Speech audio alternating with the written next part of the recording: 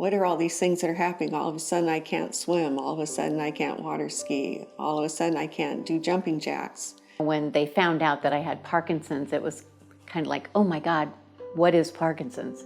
My neurologist said, you're probably going to go crazy looking things up online, and I want you to stay to 2 websites, Parkinson's Resources of Oregon and the Brian Grant Foundation.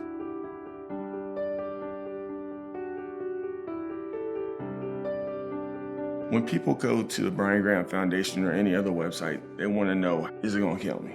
I think that's the number one thing for me when I was diagnosed. And then from there, how can I fight this foe? There's not a lot of information out there about how to live every day with the disease. Yes, there needs to be research done to find a cure for Parkinson's. I think that's also important, but there's people dealing with Parkinson's right now. How do I keep engaged with the people I love? How do I talk to them about this disease? What does every day look like with Parkinson's, and how can we make that better? What can they do right away? And this is where the Brian Grant Foundation steps in.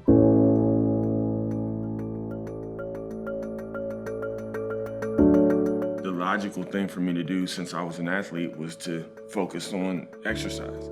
Exercise, of all the interventions, probably has the most evidence for having any disease-modifying effect on Parkinson's.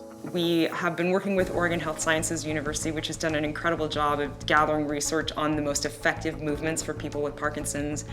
Every single exercise is designed for people with Parkinson's.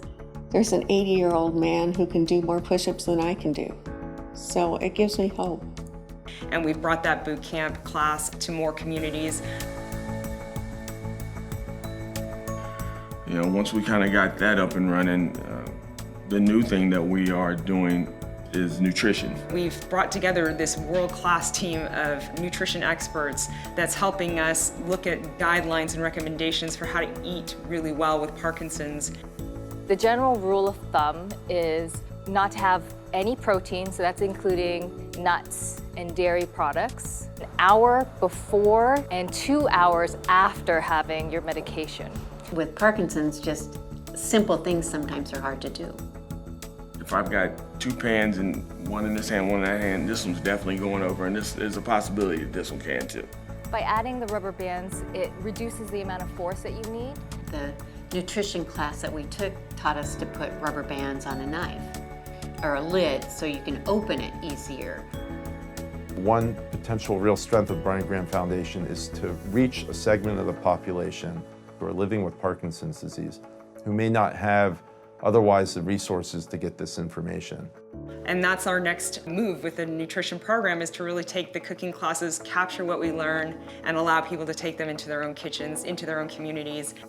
Whether it be meditation or yoga or learning through a cooking class how to have better nutrition. The Brian Grant Foundation has been able to bring these people together to meet each other and form these networks. You shouldn't have to fight it by yourself, and I think that the Brian Grant Foundation gives people a place to go. I didn't want to do it because I was afraid I would see my future. And now I've seen people there, I've seen people who are older, I've seen people who have more advanced symptoms, and I'm not afraid of it. It has made me much more grateful and made me change my lifestyle to eat better, sleep more, exercise more, and enjoy life more. It's very inspiring to see people giving so much of themselves to this organization. It's a whole new network of friends.